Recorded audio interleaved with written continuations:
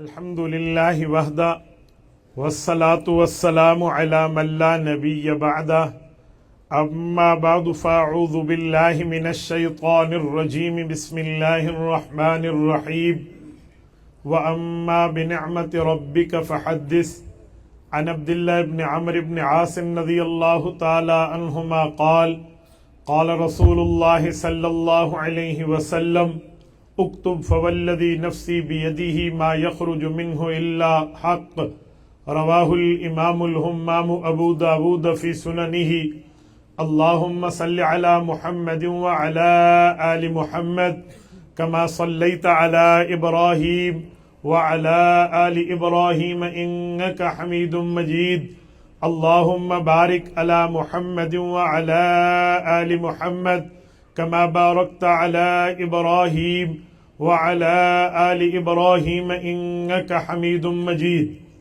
میرے معزز دوستو، آج 24 دسمبر 2025 بروز بدھ ہے اور میں یہاں جامعہ عثمانیہ خانگڑھ ضلع مظفر گڑھ میں اپنے 2 اساتذہ کرام کے درمیان بیٹھ کے آپ کی خدمت میں چند معروضات پیش کر رہا ہوں۔ مجھے صاحبزادہ ہمارے استاد زادہ حضرت قاری عزیز الرحمن صاحب نے فرمایا کہ آپ 3 عناوین اور 3 عنوانوں کو اکٹھا کر کے ہمارے سامعین کے سامنے بات کریں۔ وہ فرمانے لگے، ایک ہماری تدریس ہے جس میں قرآن پڑھانا بھی ہے، حدیث پڑھانا بھی ہے۔ دوسرا تزکیہ ہے، تزکیہ کا مطلب اپنے دلوں کو صاف کرنا ہے۔ اور تیسرا تحریک ہے کہ اس کے ذریعے اپنے خانقاہوں اور درسگاہوں کی حفاظت کرنا ہے، جو کردار جمعیت علماء اسلام ہے۔ تو میں اسی عنوان پر بات کرتے ہوئے آپ کی خدمت میں چند معروضات پیش کرنے لگا ہوں۔ بس آپ توجہ میری طرف رکھیں، میری آنکھوں میں آنکھیں ڈال کر بات سنیں، انشاءاللہ ہمارا وقت قیمتی بنے گا۔ میرے دوستو، دین اسلام ہم تک 4 طریقوں کے ذریعے پہنچا ہے۔ نمبر 1 تنزیل دین، نمبر 2 تکمیل دین، نمبر 3 تمکین دین، نمبر 4 تدوین دین۔ تنزیل دین کا معنی دین اترا، تکمیل کا معنی مکمل ہوا، تمکین کا معنی مضبوط ہوا، تدوین کا معنی لکھوایا گیا۔ یہ 4 کام ہوئے ہیں، دین ہم تک پہنچا ہے۔ اللہ تعالی نے ہمارے اوپر یعنی ہمارے پاک پیغمبر کے اوپر دین اسلام کو نازل فرمایا۔ تنزیل من رب العالمین، قرآن کریم کی آیت اس بات پہ شاہد عدل ہے کہ اللہ تعالی نے دین اسلام کو نازل فرمایا، تو تنزیل میرے اللہ نے کی ہے۔ دوسرا نمبر الیوم اکملت لکم دینکم، دین کی تکمیل ہوئی ہے، وہ ذات مصطفیٰ پہ ہوئی ہے، ذات رسالت مآب پہ ہوئی ہے۔ حضور اقدس صلی اللہ علیہ وسلم نے دین کو مکمل فرمایا اللہ کے حکم سے۔ تیسری چیز ہے دین اسلام کو مضبوط کرنا۔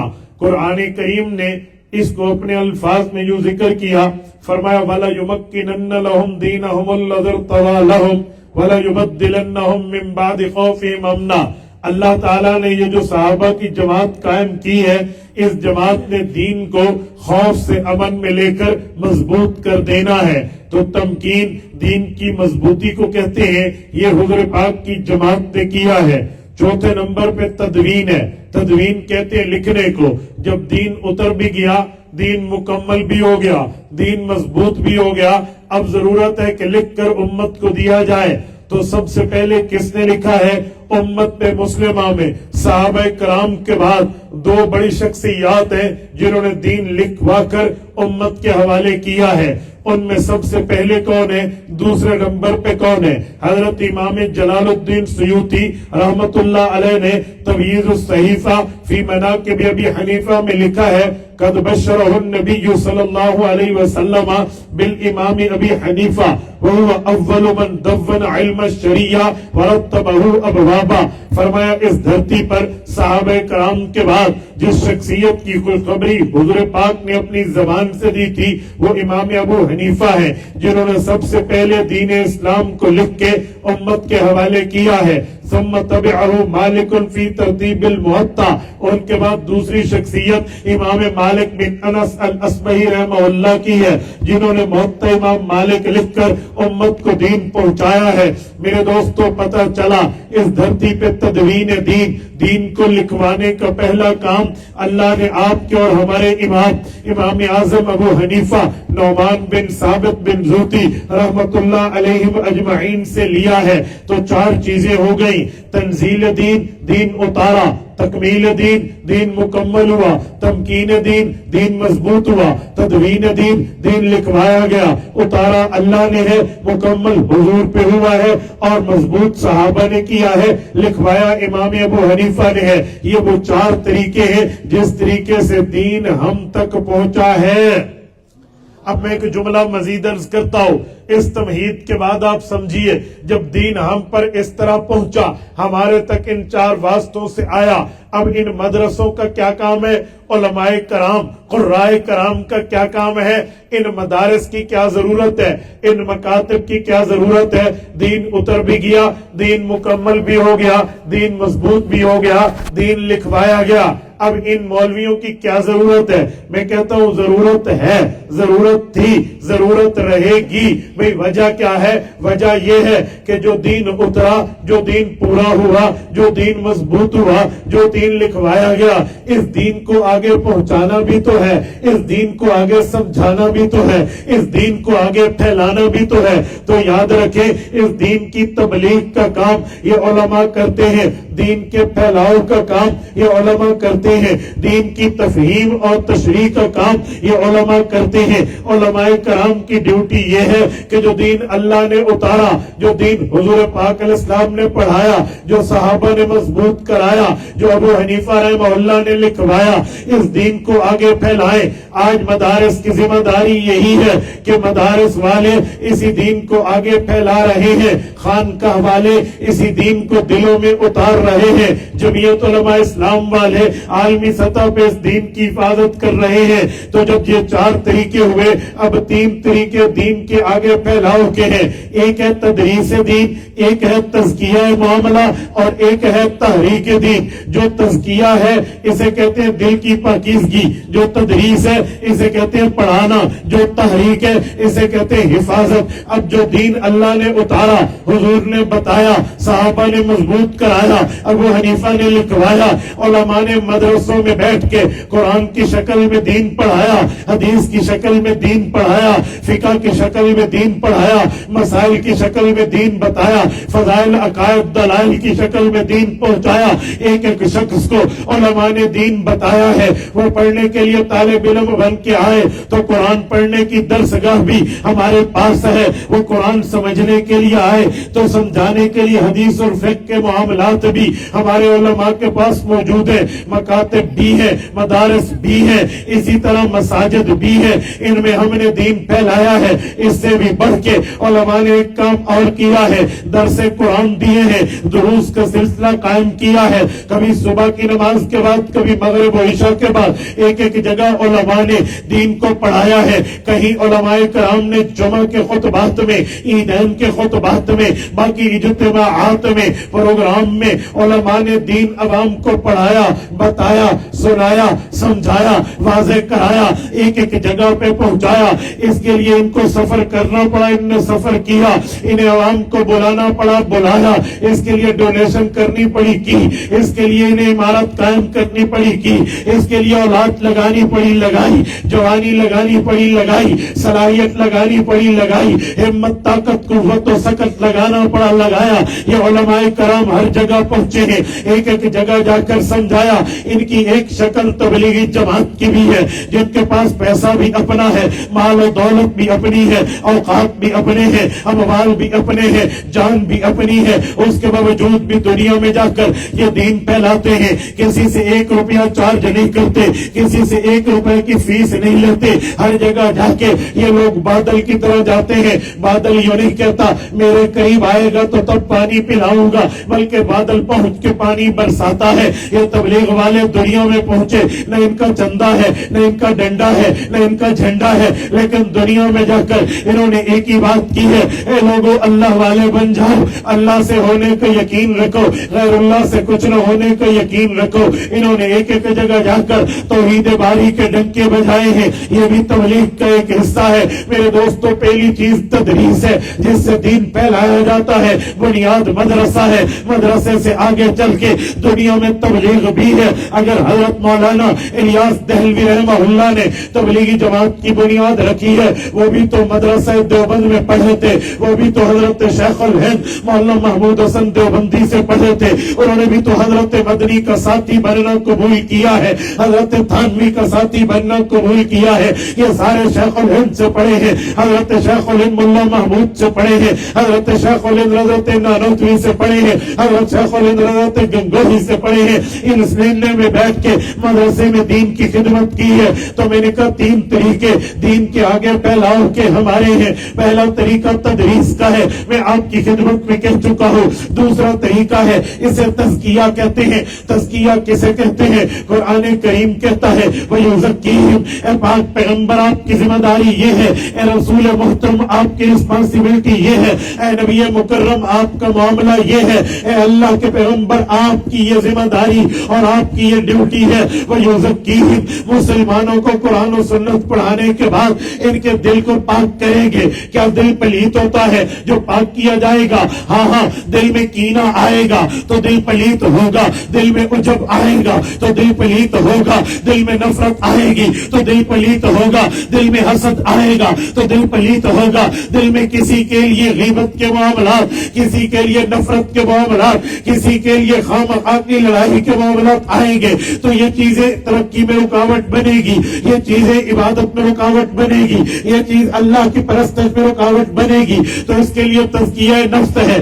وَيُزَكِّيهِمْ. قرآن کہتا ہے تزکیہ کرنا ہوگا، دلوں کو پاک کرنا ہوگا. دل اتنا پاک ہوگا کہ جو قیامت میں بخشش چاہتا ہے إِلَّا مَنْ أَتَى اللَّهَ بِقَلْبٍ سَلِيمٍ. انہیں پاک دل لے کر اللہ کے دربار میں آنا ہوگا، انہیں قلب مطہر لے کر اللہ کے پاس آنا ہوگا، انہیں دل شفاف لے کر اللہ کے پاس آنا ہوگا. کیونکہ یہ دل لاکھ رگڑے کھاتا ہے پھر صاف ہوتا ہے، لاکھ رگڑے کھاتا ہے پھر پاک ہوتا ہے. حضرت پاک علیہ السلام نے بھی الا وحی القلب، الا وحی القلب، الا وحی القلب فرما کر دل کی اچھائی پر، دل کی بھلائی پر، دل کے خیر پر، دل کے تزکیے پر، دل کے تخلیے اور تحلیے کی بات فرمائی ہے. اس لیے تو خانقاہیں قائم ہے، خانقاہوں میں پیرانے طریقت بیٹھے ہیں. رب کا کرم ہے، اللہ نے سلسلہ نقش بند، سلسلہ چشتیہ، سلسلہ قادریہ، سلسلہ سہروردیہ، یہ اکابر کے اللہ نے ہمیں اکابر اربع کے یہ سلاسل دیے ہیں. ان کی خانقاہیں ہیں. جیسے درسگاہ میں بندہ پڑھتا ہے، خانقاہ میں دل پاک کرتا ہے. خانقاہوں میں بیٹھ کے اس نے دل کو پاک کرنا ہے، اپنے دل کو صاف کرنا ہے. غیر اللہ کی محبت نکالنی ہے، اللہ کی محبت لانی ہے. غیر اللہ کی عقیدت نکالنی ہے، اللہ کی عقیدت لانی ہے. غیر اللہ کی الفت نکالنی ہے، اللہ کی الفت لانی ہے. جب اس کا دل پاک ہوگا، اللہ اللہ کی ضرب لگے گی، اللہ اللہ کے معاملے ہوں گے. دل غیر اللہ سے ہٹے گا، اللہ کی طرف مڑے گا. پھر اس آدمی کا دل ایسا پاک ہو جائے گا، صرف اس کی آنکھ نہیں دیکھے گی، صرف اس کا کان نہیں سنے گا، صرف اس کی زبان نہیں بولے گی.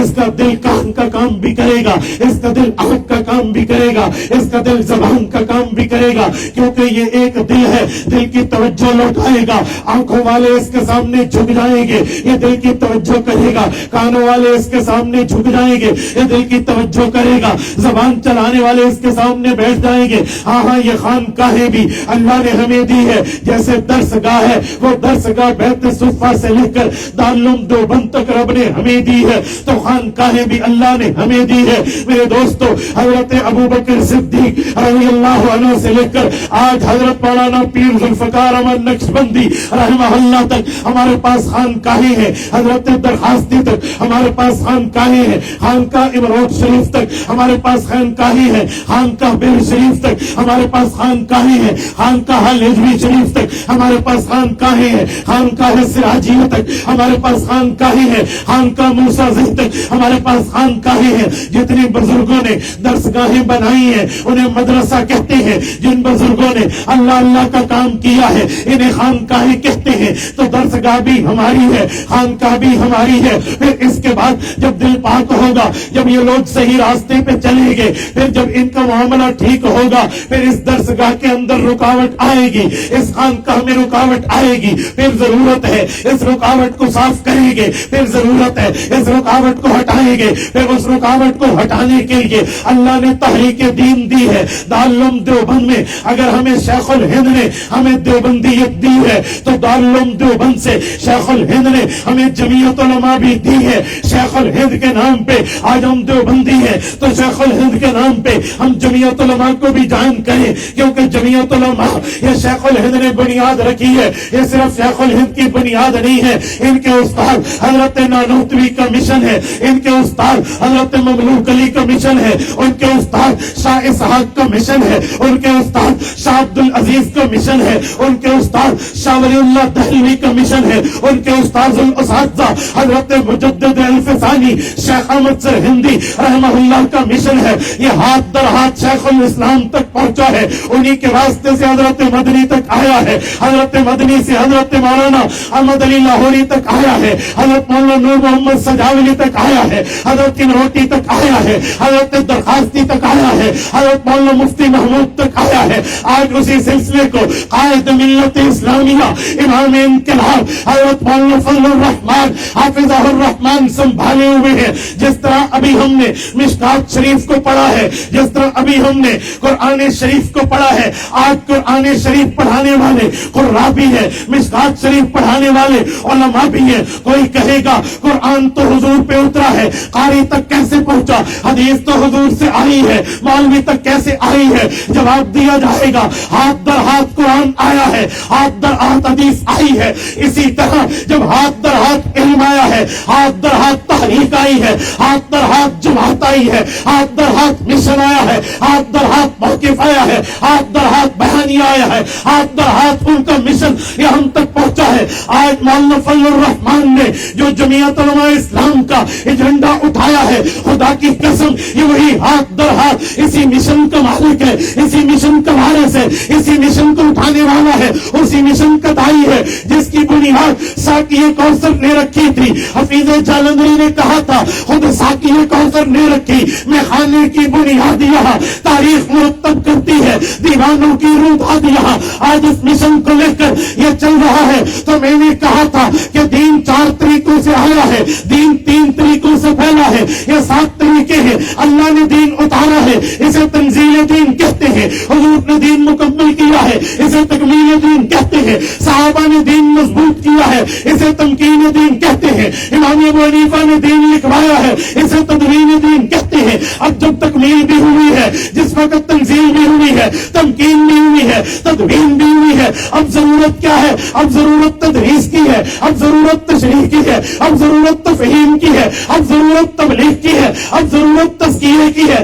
اب ضرورت تحریک کی ہے۔ تو اللہ تعالیٰ نے مدرسہ ہمیں بنا کے گویا ہماری جھولی میں ڈالا، ہر جگہ مدرسہ ہے۔ اللہ نے خانقاہیں کا نظام بنا کے حضور کے ذریعے ہماری جھولی میں ڈالا، آج ہر جگہ اہل حق کی خانقاہیں ہیں۔ رب کریم نے مسلمانوں کی ایک مضبوط جماعت کو کفر کے مقابلے میں ٹھہرانے کے لیے تیار کرنا تھا، تبھی تو میرے پاک نبی نے فرمایا خان گھر کے غیرت مندو کان کی کھڑکی کھولنا، دل تک اس جملے کو راستہ دینا ایک جہاد ہوتا ہے، ایک افضل جہاد ہوتا ہے۔ میرے پاک نبی نے جہاد کیا ہے، افضل جہاد کی ترغیب دی ہے۔ حضور پاک فرماتے ہیں افضل الجہاد کلمۃ حق عند سلطان جائر، کہے لوگوں ظالم بدماش بد حکمران کے سامنے کلمہ حق بلند کرنا یہ صرف جہاد نہیں ہے، افضل جہاد ہے۔ آج افضل جہاد کے مشن پہ جو شخص ٹھہرا ہے وہ اللہ کے فضل سے فضل الرحمان ہے، اللہ کی رحمت سے فضل الرحمان ہے۔ آج وہ اسی مشن کو لے کر ٹھہرا ہے تو ہمیں خوشی ہونی چاہیے. اللہ نے تدریس کا معاملہ علماء کو ہمیں دیا, اسی طرح خانقاہ کا معاملہ علماء کے ذریعے ہمیں دیا, تاریخ کا معاملہ علماء اور فضل الرحمان کے ذریعے ہمیں دیا. اگر ہم اس بیڑے کو اٹھائیں گے تو ہاتھ در ہاتھ اسی مشن کے وارث کہلائیں گے جو حضور سے چلا ہے اللہ کے معاملے میں. میرے دوستو, یہ ہے تحریک, یہ ہے تزکیہ, یہ ہے تدریس و تعلیم و تفہیم و تبلیغ, جس کے ذریعے ہم دین پھیلا رہے ہیں. میرے ساتھیوں, آج میں آپ کی خدمت میں اسی معاملے پر بات کرنے لگا ہوں. سنو, آج لوگ کہتے ہیں مولانا فضل الرحمان کی جمعیت وہ جمعیت نہیں ہے جو شیخ الہند نے جس جمعیت علماء کی بنیاد رکھی تھی. میں بڑا حیران ہوں, بڑی بڑی پگڑی پہن کے بڑے بڑے جدید اداروں میں بیٹھ کے اپنے سامنے طلباء کو بٹھا کے غلط تحریک پیش کرتے ہیں. نام کے ساتھ مفتی کا لاحق کا سابقہ ہے, کہتے ہیں شیخ الہند نے جمعیت علماء ہند کی بنیاد رکھی اور یہ تو جمعیت علماء اسلام ہے, یہ شیخ الہند کی جماعت نہیں ہے. میں اس جھوٹے دعوے کو پاؤں کی ٹھوکر سے ایسے اڑانے لگا ہوں جیسے میر عظیم رحمہ اللہ فرمایا کرتے تھے کہ چٹیل میدان میں فٹ بال کو کک لگائی جاتی ہے. اس جھوٹے دعوے کو اڑتا دیکھے. میں نے کہا جس وقت پاکستان نہیں بنا تھا جمعیت علماء ہند تھی, جب پاکستان بنا تو جمعیت علماء ہند کے سربراہ تھے حضرت مولانا حسین احمد مدنی. پھر ہر صوبے میں ایک جمعیت علماء ہند کا صدر تھا, امیر تھا, رئیس تھا. جو ہمارا پنجاب ہے, جس جگہ ہم بیٹھے ہیں, یہ اس وقت متحدہ پنجاب تھا. ہندوستان کا پنجاب بھی پاکستان کا پنجاب بھی متحدہ تھا, اکٹھا تھا. اس پورے پنجاب کے جمعیت علماء ہند کے امیر تھے امام الہدا, امام الاولیاء مولانا احمد علی لاہوری رحمت اللہ علیہ تھے. جب پاکستان بن گیا تو جمعیت علماء ہند کے وارث شیخ الہند کے شاگرد رشید, شیخ الہند کا پروردا, شیخ العرب والا جب مولانا حسین احمد مدنی رحمہ اللہ نے اپنا صوبہ جو اس وقت ملک بن چکا تھا پنجاب کے امیر مولانا مدنی لاہوری کو فرمایا آپ جمعیت علماء اسلام جوائن کر لو. میں ان نام نہاد مفتیوں سے پوچھنے لگا ہوں کہ جن کو تم اپنے مدارس میں بٹھا کر ڈمی مدرسے بنانے والے ہو, تمہیں نہیں ہے پتا کہ اگر جمعیت علماء ہند اور ہوتی, جمعیت علماء اسلام اور ہوتی, تو جمعیت علماء ہند کا قائد اپنے امیر کو جمعیت علماء اسلام جوائن کرنے کا حکم کیوں دیتا؟ میرا مشن الگ, اس کا مشن الگ, تو پھر حکم کیوں ہے کہ یہ جماعت جوائن کر لو؟ کس بنیاد پہ حضرت مدنی رحمہ اللہ نے حضرت لاہوری کو فرمایا تھا؟ پر افسوس کا مقام ہے, بغض فضل الرحمان بندوں کو اندھا کر دیتا ہے کہ جو چیز پھر نظر نہیں آتی. میں کہتا ہوں حکیم لقمان رحمہ اللہ بہت بڑے حکیم تھے, نباز تھے, نبض شناس تھے, لیکن شاید فضل الرحمان کے بغض کی بیماری کا علاج ان کے پاس بھی نہ ہو. عجیب معاملہ, سر پہ پگڑی, منہ پہ داڑھی, بڑے جامعہ کے محتمم, اور اس کے بعد یہ کہ یہ جمعیت علماء اسلام اور ہے. اور خدا کے بندو, کل کوئی کہہ دے گا مشکات شریف کی یہ حدیث کی کتاب جو ہے یہ کہاں سے چھپی ہے, وہ کہیں گے یہ تو مکتبۃ البشرا, یہ کراچی نے چھاپی ہے, یہ تو کراچی والی ہے, حضور والی نہیں ہے. کیا جواب دو گے؟ کہیں گے قرآن کریم یہ تو تاج قرآن محل کمپنی لمیٹڈ کراچی نے چھاپا ہے, اللہ کے رسول والا قرآن تو نہیں ہے. پھر کیا کہو گے؟ کہے گے چھاپا انہوں نے ہے جنہیں تاج کمپنی کہتے ہیں, قرآن اللہ کا ہے, چھاپا انہوں نے ہے جنہیں مکتبۃ البشرا کراچی کہتے ہیں, یہ حدیث رسول اللہ کی ہے. میں نے کہا آج جمعیت علماء اسلام مولانا فضل الرحمان کی قیادت میں ہے, پر حکم جمعیت علماء ہند کے سربراہ مولانا مدنی نے حضرت لاہوری کو دیا تھا. اگر مشن ایک نہیں تھا تو حکم کیوں دیا؟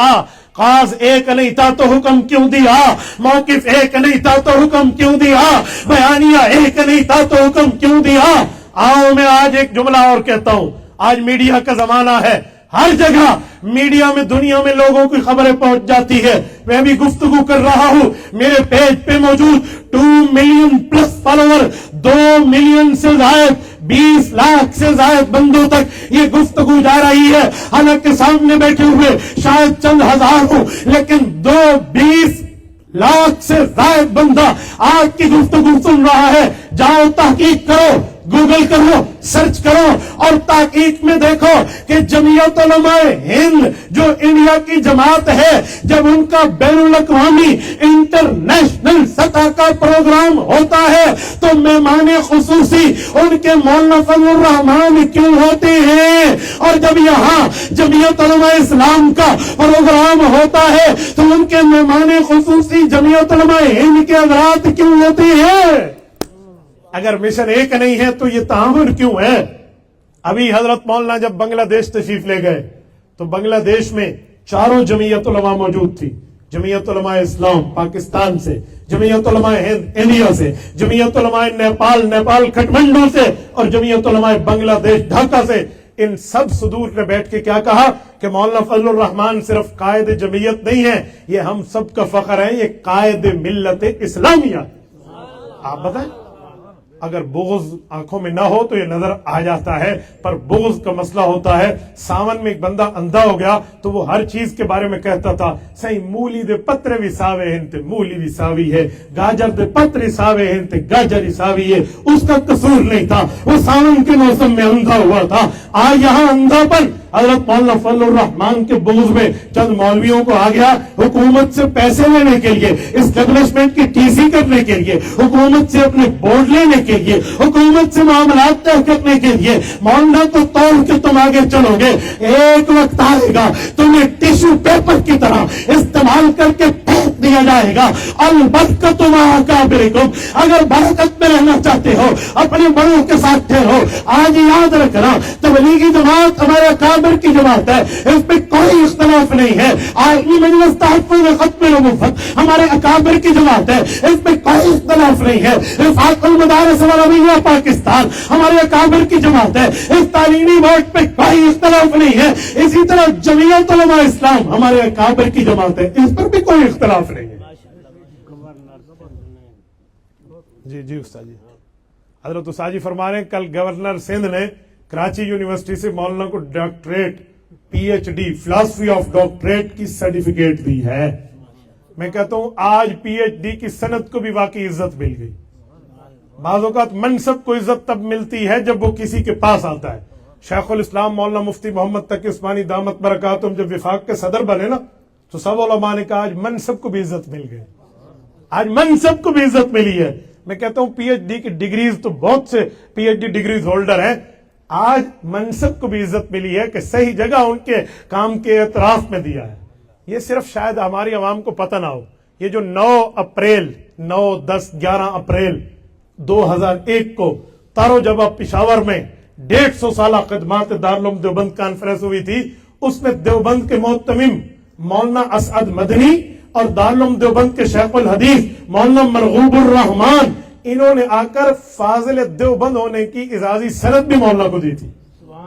میرے دوستو، اس سے آپ اندازہ لگا لیں کہ رب کریم نے ہمیں کیسے بڑے اکابر عطا فرمائے ہیں۔ لیکن یاد رکھنا، یہ ٹی سی چند دنوں کی ہوتی ہے، یہ بوٹ پالشی چند دنوں کی ہوتی ہے۔ میں کہتا ہوں شاہ کو سلامی سے، وہ کہتے ہیں نا جس کے پلو سے شاہ کے بوٹ چمکتے ہوں، ایسی سرکار سے ملی ہوئی دستار پہ تھو، کیا ضرورت اس دستار کی جس دستار سے شاہوں کا بوٹ کا معاملہ چمکا جائے۔ ہمیں یہ صاحب جبہ و دستار نہیں چاہیے۔ تبھی تو کسی کہنے والے نے کہا تھا دستار کے ہر تار کی تحقیق ضروری، ہر صاحب دستار معزز نہیں ہوتا۔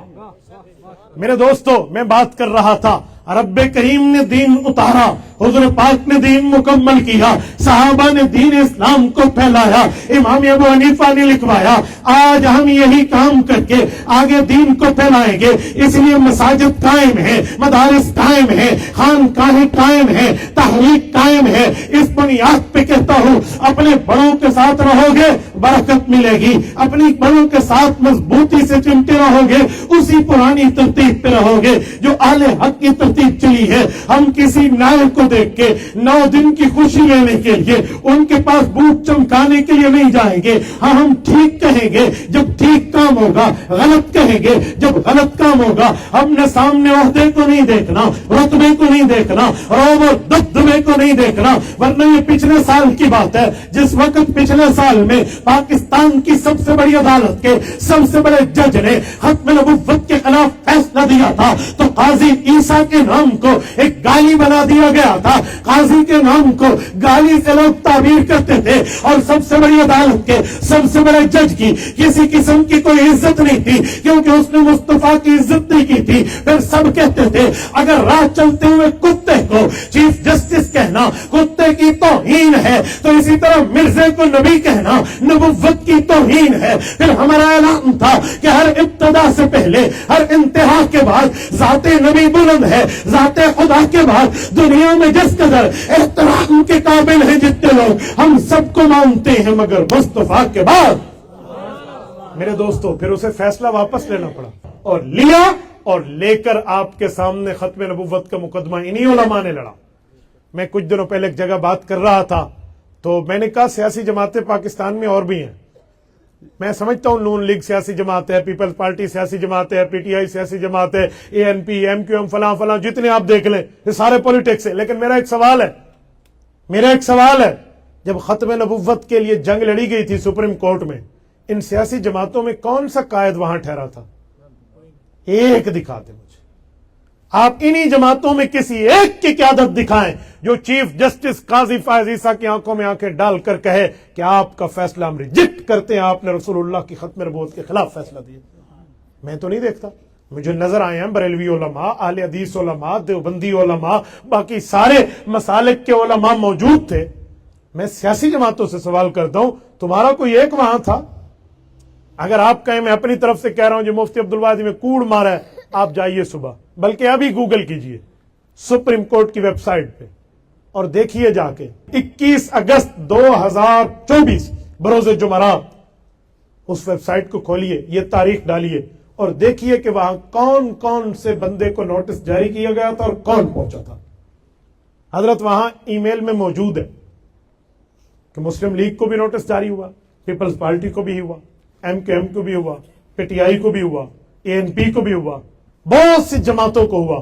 لیکن جو قیادت پہنچی ہے سیاسی جماعتوں کی وہ اکیلا مولانا فضل الرحمان ہے, وہ اکیلا ہی ہے, باقی نہیں گئے. سب کہتے ہیں جی جلدی نوٹس, دیر سے نوٹس ملا ہے, پہلے ملتا تو جاتے. یہ بھی مفتی محمود کا فرزند اس وقت عبد الخیل جیسے دیہات میں بیٹھا تھا, اسے بھی تو رات 9 بجے نوٹس ملا ہے, صبح 8 بجے یہ قومی اسمبلی کو کراس کرتے ہوئے سپریم کورٹ میں موجود ہے. اور وہاں پتہ ہے کیا کہا؟ خان گڑھ کے دوست اللہ کی قسم رونگٹے کھڑے ہو جاتے ہیں. مولانا نے جج کو کہا وہاں چیف جسٹس کو کہ چیف جسٹس صاحب میری عمر 27 سال تھی, میرے ابا فوت ہوئے, آج میری عمر 72 سال ہے. 27 میں 2 ادھر ہے 7 ادھر ہے, اب فگر بدل گیا ہے, 2 ادھر ہے 7 ادھر ہے, اب 72 سال عمر ہے اور سپریم کورٹ میں پہلی دفعہ آیا ہوں, پہلی دفعہ پیش ہوا ہوں. لیکن اللہ کا شکر کسی چوری کے کیس میں نہیں, کسی چوری, کسی کرپشن, کسی 2 نمبری, کسی کیس میں نہیں, ختم نبوت کا وکیل بن کے آیا ہوں. تکبیر, تاج و تخت ختم نبوت. ابھی استاذ محترم نے جو لقمہ دیا نا, میں اسی کو آپ کی خدمت میں ڈیفائن کر لوں. فرمانے لگے سود کے مسئلے پہ. سنیں سود کا مسئلہ کیا ہے. سود کا مسئلہ پاکستان میں پہلے دن سے طے شدہ تھا کہ جی سود ختم کریں گے, نہ ہوا. 73 کے آئین میں حضرت مفتی محمود رحمۃ اللہ علیہ جس وقت موجود تھے, آئین بن رہا تھا تو مفتی نے فرمایا سود کو ختم کر دیا جائے. تو ذوالفقار علی بھٹو صاحب نے وزیر خزانہ کو بلایا, سب سے مشورہ لیا, انہوں نے کہا جی سود ختم کرتے ہیں, لمیٹیشن کر لیں, تحدید کر لیں, وقت لکھ لیں. تو مفتی محمود صاحب سے معاہدہ کیا کہ جی 10 سال دے دیں, بینکوں کے نظام کو پاک صاف کر لیں گے اور سود ختم ہو جائے گا. تو 1973 میں وعدہ کیا, اگرچہ ہم راضی نہیں تھے لیکن اکثریت کی وجہ سے ماننا پڑا. تو 1983 میں تو سود ختم ہو جانا چاہیے تھا, لیکن 83 میں ملک میں مارشل لا لگ چکا تھا, بھٹو حکومت کے معاملات ختم ہو چکے تھے, حضرت مفتی محمود صاحب دنیا سے رخصت ہو چکے تھے, تو معاملہ یوں چلتا رہ گیا. اور پھر اس کے بعد review petition, petition, review petition, یوں چلتا رہا معاملہ. اب جب 26ویں آئینی ترمیم کی باری آئی, اس میں حضرت قائد ملت اسلامیہ مولانا فضل الرحمان حافظ الرحمان کو ربر موقع دیا, تو انہوں نے فرمایا جو ہم ووٹ آپ کو دیں گے نا اس آئینی ترمیم پہ, تو ہماری 5 مطالبات ہیں اسلامی وہی مانے. حالانکہ یہ وقت تھا, حضرت مولانا چاہتے تو اربوں روپے لے سکتے تھے, اس وقت چاہتے تو مولانا کیا ساز باز اور کیا گورنرشپ اور کیا وزیر اعلیٰ, یہ سارے تاج مولانا کے پاؤں میں پڑے تھے. لیکن نہیں, اس شخص نے کہا کہ پہلی قانون سازی میں ہمارے ساتھ طے کرو گے کہ جو اسلامک آئیڈیالوجی کونسل ہے، جسے اسلامی نظریاتی کونسل کہتے ہیں، اس میں بریلوی، دیوبندی، اہل حدیث، اہل تشیع سب متفق ہیں جن قوانین پہ، ان کو ملک میں نافذ کیوں نہیں کرتے؟ لکھو، ہم 1 سال کے اندر اس کی بحث کر کے ملک میں لائیں گے۔ پہلا یہ طے ہوا۔ دوسرا، اس میں طے ہوا کہ جو وفاقی شرعی عدالت ہے، وفاقی شرعی عدالت میں لوگ کیس کرتے ہیں، سال تک کیس پینڈنگ رہتے ہیں، 1 سال میں کیس کا فیصلہ سمجھا جائے گا، پابند کیا گیا۔ اسی طرح چلتے چلتے اس میں جہاں اور چیز تھی وہاں یہ بھی تھی کہ مدارس کے رجسٹریشن کے معاملات میں کوئی رکاوٹ نہیں ڈالیں گے۔ تم کہتے ہو مدرسے والوں کو کیا ڈیبٹ ہے، کیا کریڈٹ ہے، تو مدارس والے تو اکاؤنٹ کھلوانا چاہتے ہیں، تم انہیں اپنے پاس اکاؤنٹ نہیں کھلوانا چاہتے، تو اکاؤنٹیبلٹی ہوگی تب جب اکاؤنٹ کھولیں گے۔ تو یہ مانا گیا۔ پھر اس کے ساتھ ساتھ یہ بھی مانا گیا کہ جو سود کا معاملہ ہے، یہ آپ نے میرے بابا کے ساتھ 1973 میں طے کیا کہ 83 میں ختم کریں گے، اب وہ دھوکہ ہمیں نہ دیں، سود کو آج ہی ختم کریں۔ تو یہ سارے رونے لگ گئے، نہیں جی اللہ کے لیے 10 سال کا، 10 سال تو پرانا دھوکہ ہے، کہ ایک سوراخ سے مومن 2 دفعہ ڈسا جائے، یوں نہیں ہو سکتا جی 5۔ مولانا نے کہا جی 5 بھی نہیں، اسی حکومت کے ٹینور میں مجھ سے طے کرو، اسی ٹینور میں۔ آخر وہ مولانا تو 1 سال بھی نہیں دے رہے تھے، تو روتے پٹتے وہ ہمارے وزیر قانون صاحب نے کہا جی ہم نے بڑے قرضے دیے ہوئے ہیں، وہ بینک دیوالیہ ہو جائیں گے، یہ ہو جائے گا، وہ ہو جائے گا۔ تو انہوں نے کہا لسٹ منگاؤ، کہاں قرضے دیے ہیں، آخری قرضہ کہاں؟ تو لسٹ میں آخری قرضہ نکلا 31 دسمبر 2027۔ تو مولانا نے کہا کہ جب سود کا آخری قرضہ 31 دسمبر 2027 ہے تو لکھیں 1 جنوری 2028 کو سود ملک میں ختم ہوگا۔ تو پھر ان کے منہ میں کچھ نہ رہا، یہ آئین میں اس وقت مینشن ہے، 1 جنوری 2028 آئین میں درج ہے۔ نہ ماننے والے پہ وائلیشن صرف مولوی پہ فٹ ہوتی ہے، ایسے تو صرف مولوی کو پکڑنے آتا ہے، اسے پکڑنے نہیں آتا جو آئین کو وائلیٹ کرے، تو پھر تو گرفتاری اس کی بھی بنتی ہے۔ یہ ہم نے قانون میں طے کرا دیا۔ اور اس وقت ہمارے صوبہ خیبر پختونخوا میں اور ہمارے پڑوسی صوبہ بلوچستان میں اس کے اوپر ورک شروع ہو گیا۔ یو بی ایل اور اے بی ایل جو بینک ہے نا، انہوں نے اپنے سود کو پاک کرتے ہوئے آہستہ آہستہ ہٹنے لگ گئے ہیں۔ آپ نے دیکھا ہوگا یو بی ایل کا لوگو چینج ہو گیا ہے، یو بی ایل بینک ہے، یونائٹڈ بینک لمیٹڈ، ان کا لوگو چینج ہوا اور نام ہوا ہے امین برانچ۔